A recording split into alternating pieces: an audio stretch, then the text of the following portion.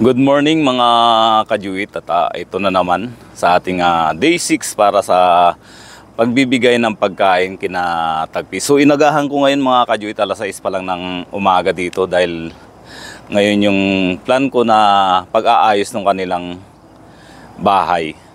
So punta na ako mga kajuit. Gaya ng dati mga kajuit, diyan ko inilalagay yung pagkain para kunin ko na lang doon sa loob para wala na akong binibit-bit. Ayan, as usual, solo flight tayo ulit mga kajuit.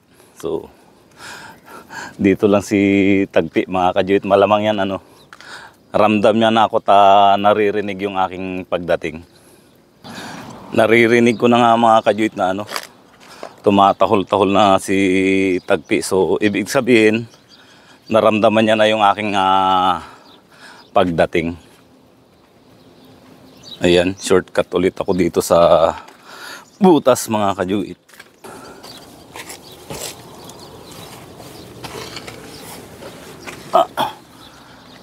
Dito na ako sa loob mga kajuit.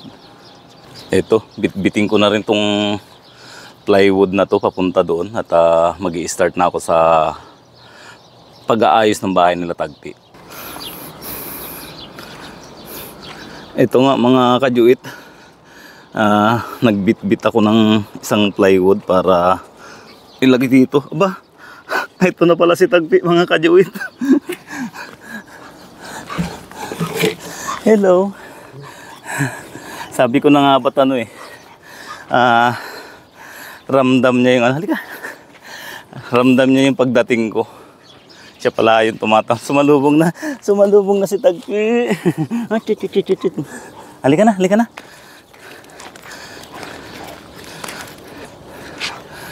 Ayan mga kajuit, si Tagpi. Nakalabas na naman pala siya. Nakakasampa siya doon. Hinarangan ko na kasi itong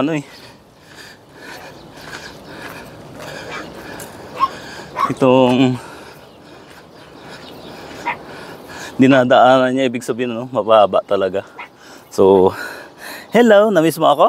Sandali, kunin natin yung pagkain. Kunin mo yung pagkain mo kaya doon. Tulungan mo ako, hinihingal na naman ako eh. Ay, ayun, natahol na yung mga aso. Ayun, tuta.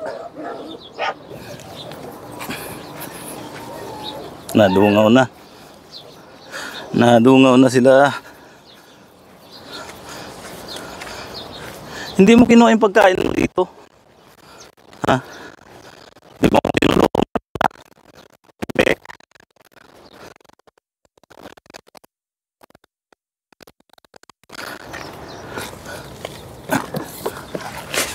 Ito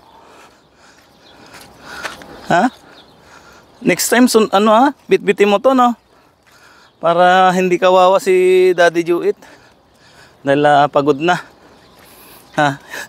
Dati binitbit mo to eh. Ayun, nadungaw na yung mga tuta dito mga kajuit. Hoy, pasok sa loob. Gugutom na kayo.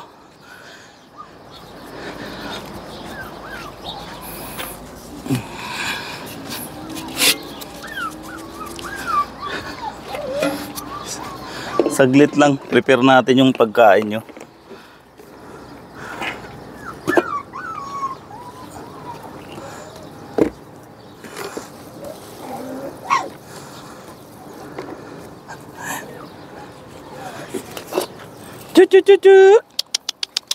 Dito na kayo.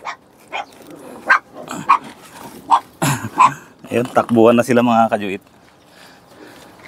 Sandali lang Tagpi nandun sa loob yung kainan eh.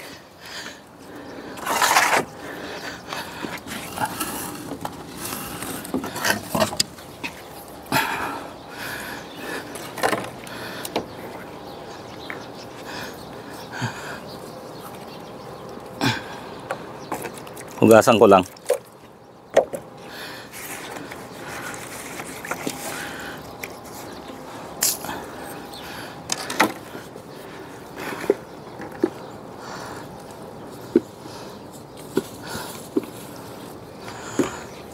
Ito. Pagkain ni Tagpi.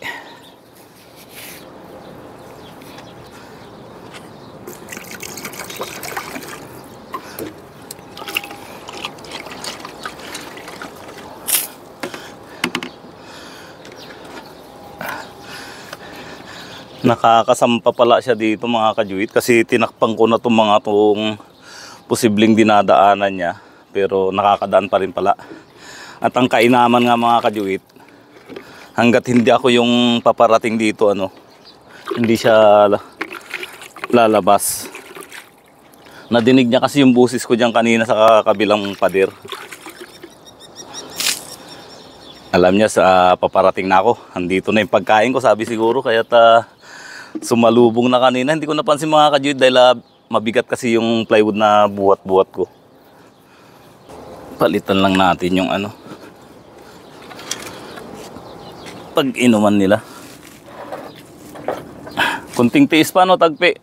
At maayos na yung bago yung Kung lumipat ako sa bahay ni kuya ililipat ko rin kayo ulit.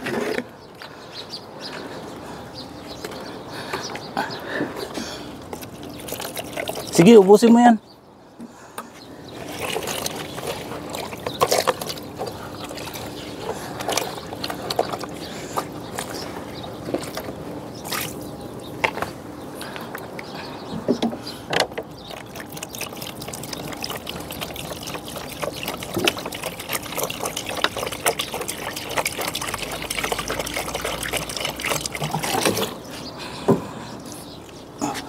Inom ka? Andito na lang sa loob.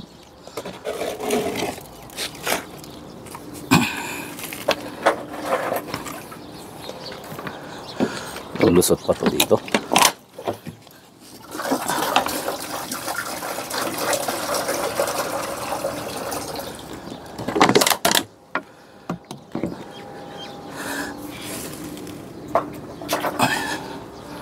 Ayun.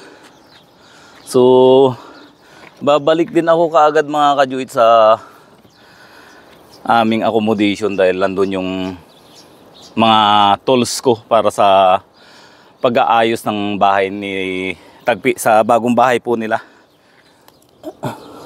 Ubusin mo to Tagpi Sige na.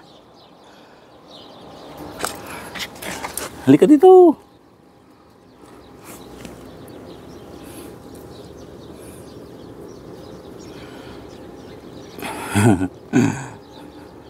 Huwag kang umalis dito bantayan mo lang yung mga anak mo.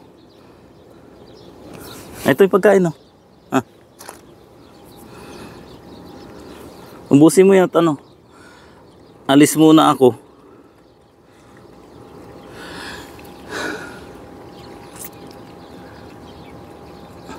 Mahirap pero ating kakayanin mga kajuit. Dahil yung paggagawa ng kulungan, mag-isa lang din naman ako. So uunti-untiin ko na lang. Kung tutusin kaya naman tapusin. Kaya lang mahirap magpagod mga kajuit dahil kailangan kong ingatan yung aking kalusugan. Dahil pag nagkasakit ako, wala nang mag-aasikaso sa kanila at sa ibang aso. Napakalaking challenge nito sa akin mga kajuit. Hindi naman ako nagre-reklamo kasi gusto ko naman tong ginagawa ko. Yun nga lang, siyempre, alam nyo naman po may kalayuan yung tirahan namin.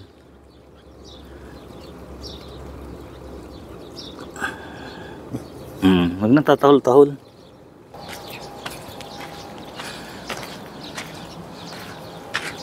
Dito ako gagawa mga kajuit ng panibagong bahay nila. Dahil dito kahit na alas 11 na, medyo malilim pa dahil natatakpan itong pader. So lalagyan ko ng bubong to tapos haharangan ko ng mas maluwag para mas maluwag yung takbo-takbuhan nila sa loob. So abangan nyo mga kajuit yung transformation ng bagong bahay ni Tagpi.